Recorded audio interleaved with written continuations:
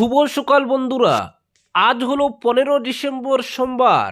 আজকের সকালের বিশেষ বিশেষ খবর হলো মুসলিম মহিলাকুলের পছন্দের তালিকায় শীর্ষে আমি, বললেন মুখ্যমন্ত্রী হিমন্ত।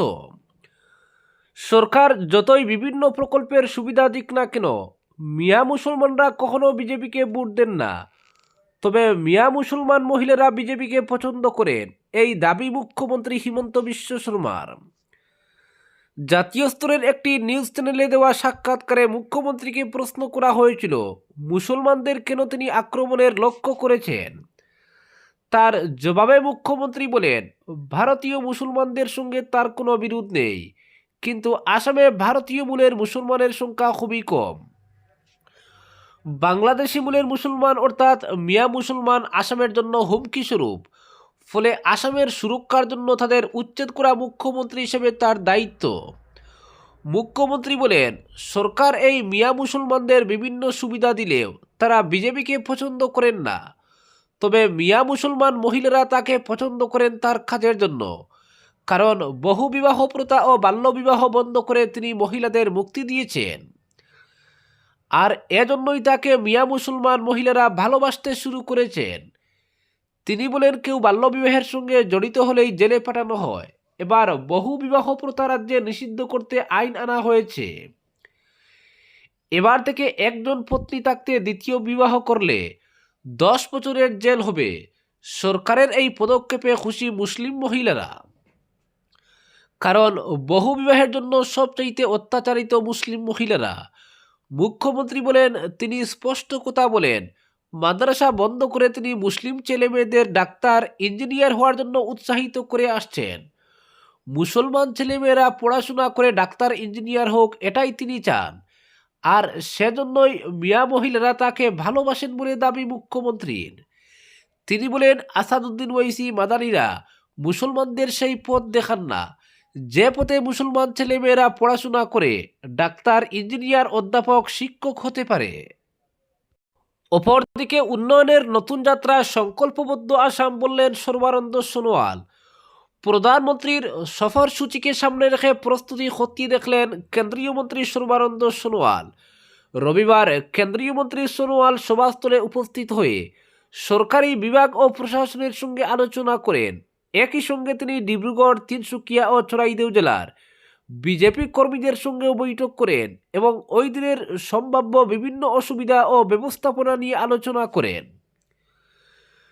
দীর্ঘদিনের আন্দোলন ও প্রতিবাদের পর উত্তর পূর্বাঞ্চলের একমাত্র সার শিল্প নামরূপ সার কারখানার 4র্থ ইউনিট নির্মাণ করে কারখানাটিকে পুনরুজ্জীবিত করতে উদ্যোগী হয়েছে কেন্দ্রীয় সরকার। আগামী 21 ডিসেম্বর ডিব্রুগড় জেলার নামরূপ সার কারখানার নতুন ইউনিটের ভিত্তিপ্রস্তর স্থাপনের জন্য নামরূপে আসছেন প্রধানমন্ত্রী নরেন্দ্র মোদী। এই সভা থেকেই প্রধানমন্ত্রী নরেন্দ্র মোদী উজান আসামে 2026 সালের বিধানসভা নির্বাচনের রণসিংহা বাজাবেন। সে কারণে উজানের জেলাগুলি থেকে সাধারণ মানুষকে কীভাবে সভায় অংশগ্রহণ করানো যায় সে বিষয়েও কেন্দ্রীয় মন্ত্রী আলোচনা করেন। বৈঠকে কেন্দ্রীয় মন্ত্রীর সঙ্গে উপস্থিত ছিলেন মন্ত্রী প্রশান্ত ফুকন, যুগেন মোহন ও ডিব্রুগড় তিনসুকিয়া জেলার বিধায়করা।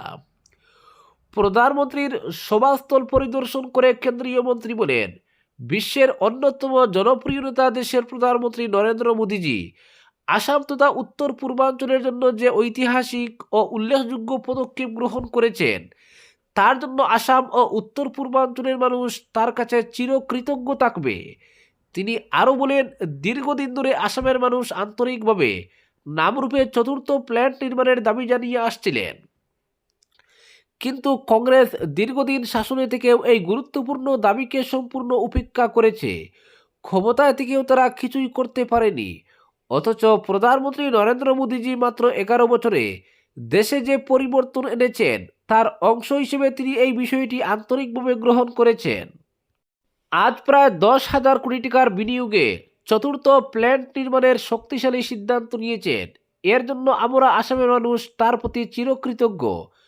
সোনোয়াল বলেন, এটাই শুধু নয়, প্রধানমন্ত্রী আসাম ও উত্তর পূর্বাঞ্চলে যোগাযোগ ব্যবস্থা থেকে শুরু করে সেমিকন্ডাক্টর শিল্প সহ বহু নতুন উদ্যোগ গ্রহণ করেছেন, যার ফলে আজ যুবক যুবতী ছাত্রছাত্রী শিক্ষক শিক্ষিকা কৃষক শ্রমিক নারী পুরুষ সকলেই উপকৃত ও উৎসাহিত হচ্ছেন।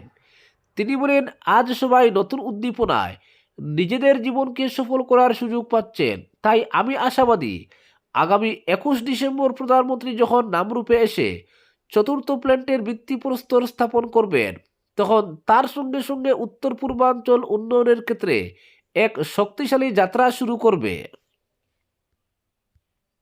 অপরদিকে মাঝ আকাশে অসুস্থ সহযাত্রীর প্রাণ বাঁচালেন কংগ্রেসের প্রাক্তন বিধায়ক। মাঝ আকাশে অসুস্থ হয়ে পড়লেন এক যাত্রী। গোয়া থেকে দিল্লিগামী উড়ানে গুরুতর অসুস্থ হয়ে পড়েন ওই যাত্রী। সঙ্গে সঙ্গে তাকে বাঁচাতে এগিয়ে আসেন কর্ণাটকের এক প্রাক্তন কংগ্রেস বিধায়ক। ফ্লাইটের মধ্যেই তিনি চিকিৎসা করেন ওই মহিলা সহযাত্রীর। দিল্লি আসার পরে ওই মহিলাকে নিয়ে যাওয়া হয় হাসপাতালে। এই ঘটনা জানার পরে প্রাক্তন ওই বিধায়কের প্রশংসা করলেন কর্ণাটকের মুখ্যমন্ত্রী সিদ্দারামাইয়া। যদিও ওই প্রাক্তন বিধায়ক জানিয়েছেন তিনি শুধুমাত্র তার কর্তব্যটুকু পালন করেছেন। জানা গিয়েছে শনিবার দুপুরে ওই ফ্লাইটে গোয়া থেকে দিল্লি যাচ্ছিলেন আমেরিকার ক্যালিফোর্নিয়ার বাসিন্দা 34 বছর বয়সী জেনি। সঙ্গে ছিলেন তার বোনও। গোয়া ছাড়ার কয়েক মিনিট পরেই অসুস্থ হয়ে পড়েন জেনি। ওই ফ্লাইটেই ছিলেন কংগ্রেস নেত্রী তথা কর্ণাটকের বেলগাবি জেলার খানপুরের প্রাক্তন বিধায়ক অঞ্জলি নিম্বালকর। পেশায় চিকিৎসক অঞ্জলি। রবিবার কংগ্রেসের একটি র্যালির আয়োজন করা হয়েছে দিল্লির রামলীলা ময়দানে। ওই সভায় যোগ দিতেই দিল্লি আসছিলেন অঞ্জলি। সূত্রের খবর, ফ্লাইটের মধ্যেই অচেতন হয়ে পড়েন জেনি। অচেতন হওয়ার আগে কাঁপতে শুরু করেছিলেন তিনি। তা জানার পরে এগিয়ে এসে তার প্রাথমিক চিকিৎসা শুরু করেন অঞ্জলি। দিল্লিতে ফ্লাইট নামার পরই জেনিকে নিয়ে যাওয়া হয় হাসপাতালে।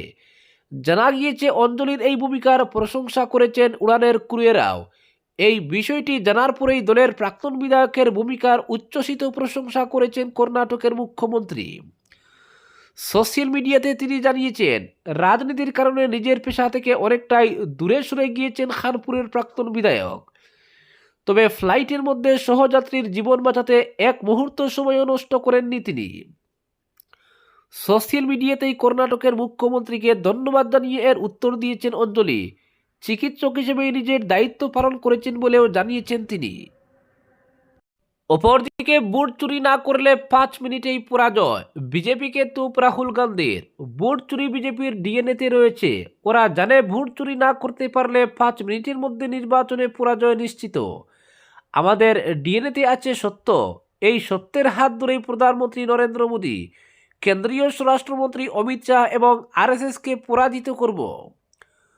রবিবার দিল্লির রামলীলা ময়দানে এক সভা থেকে এভাবেই তুপ দাগলেন লোকসভার বিরোধী দলনেতা রাহুল গান্ধী। এদিনের সভায় দলের সাধারণ সম্পাদক প্রিয়াঙ্কা গান্ধীর ভাষণ শেষ হওয়ার পর বক্তা হিসেবে কংগ্রেস সভাপতি মল্লিকার্জুন খাড়গের নাম ঘোষণা হয়। কিন্তু ঠিক হয় প্রথমে রাহুল বলবেন, তারপর হবে খাড়গের ভাষণ। উপস্থিত থাকলেও এদিন বক্তব্য পেশ করেননি সোনিয়া গান্ধী। এদিকে ভোট চুরি প্রসঙ্গে দেশ জুড়ে স্বাক্ষর সংগ্রহ অভিযান করেছে কংগ্রেস। দেশের 5 কোটি নাগরিক তাতে অংশ নিয়েছেন। এদিন সেই সব নথিপত্র সভা মঞ্চের সামনে আনা হয়েছিল। পরে পাঠানো হবে নির্বাচন কমিশনের সদর দফতরে। ভাষণের শুরুতেই রাহুল আরএসএস প্রধান মোহন ভাগবতকে আক্রমণ করেন। তিনি বলেন, এখানে আসার সময় গাড়িতে শুনলাম আন্দামান নিকোবর দ্বীপপুঞ্জে একটি ভাষণ দিয়েছেন আরএসএস প্রধান। তার কথা শুনে আমি নিজের ভাষণ বলতে ফেলেছি। মহাত্মা গান্ধী বলতেন, সত্য সব থেকে বড়। আমাদের ধর্মে বলা হয় সত্যম শিবম সুন্দরম। আপনারা সত্যমেব জয়তেও শুনেছেন। এখন মোহন ভাগবতের কথা শুনুন। তিনি বলেছেন, দুনিয়া সত্য নয়, শক্তিকে দেখে। কিন্তু আমাদের ধর্ম বলে সত্য সবার উপরে। ভাগবত মনে করেন ক্ষমতা সবার উপরে।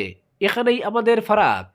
এখানেই আমি আপনাদের বলতে চাই, আমরা সত্যের পথে থেকে নরেন্দ্র মোদী আর অমিত শাহকে ক্ষমতা থেকে সরাবো। দেশে 2টি আদর্শের লড়াই হচ্ছে, একটা ক্ষমতার, অন্যটা সত্যের।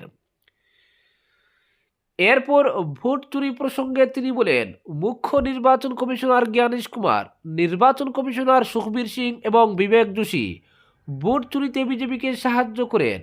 নির্বাচন কমিশন বিজেপিকে সঙ্গে নিয়ে কাজ করছে। মোদী নির্বাচন কমিশনারদের জন্য আইনও বদলেছেন। নতুন আইন অনুযায়ী তাদের বিরুদ্ধে কোনো ব্যবস্থা নেওয়া যাবে না, কিন্তু আমরা সত্যের পথে থেকে লড়াই চালিয়ে যাব। এরপরে তিনি জানান, মোদী শাহকে কংগ্রেস পরাজিত করবে, নির্বাচন কমিশনারদের বিরুদ্ধে ব্যবস্থাও নেওয়া হবে। বিহারের বিধানসভা নির্বাচন শুরুর একদিন আগে হরিয়ানায় ভোট চুরির অভিযোগে সরব হন রাহুল। কংগ্রেসের এই প্রাক্তন সভাপতি দাবি করেন, হরিয়ানার ভোটার তালিকায় ব্রাজিলের এক মডেলের নাম 22 বার আছে। এছাড়া আরও একাধিক অভিযোগে সরব হন তিনি। সম্প্রতি লোকসভা নির্বাচনী সংস্কার নিয়ে কথা বলতে গিয়ে এই প্রসঙ্গের উল্লেখ করেন কেন্দ্রীয় স্বরাষ্ট্রমন্ত্রী। প্রসঙ্গ টেনে এনে এদিন রাহুল জানান, তিনি অমিত শাহকে চ্যালেঞ্জ করেছিলেন ভোট চুরি নিয়ে যে 3টি সাংবাদিক বৈঠক করেছেন সেগুলি সম্পর্কে সংসদে আলোচনা করতে। রাহুল গান্ধীর দাবি, তার প্রস্তাব শুনে অস্বস্তিতে পড়েছিলেন অমিত শাহ। রাহুলের বলা হয়ে গেলে প্রায় একই সুরে বিজেপিকে আক্রমণ করেন খাড়গে। তার ছেলে অসুস্থ। সম্প্রতি কর্ণাটকের একটি হাসপাতালে টানা 8 ঘন্টা ধরে তার অস্ত্রোপচার হয়েছে, কিন্তু এদিনের সময় থাকবেন বলে অসুস্থ ছেলের কাছে যেতে পারেননি খাড়গে। তার কথায়, আমাদের এই লড়াইটা 140 কোটির দেশ বাঁচানোর, সংবিধান বাঁচানোর, তাই আমি ঠিক করি এই সভায় থাকব।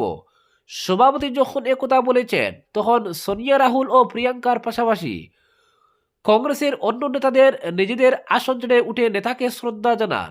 আজকের বিশেষ সংবাদ এখানেই সমাপ্ত।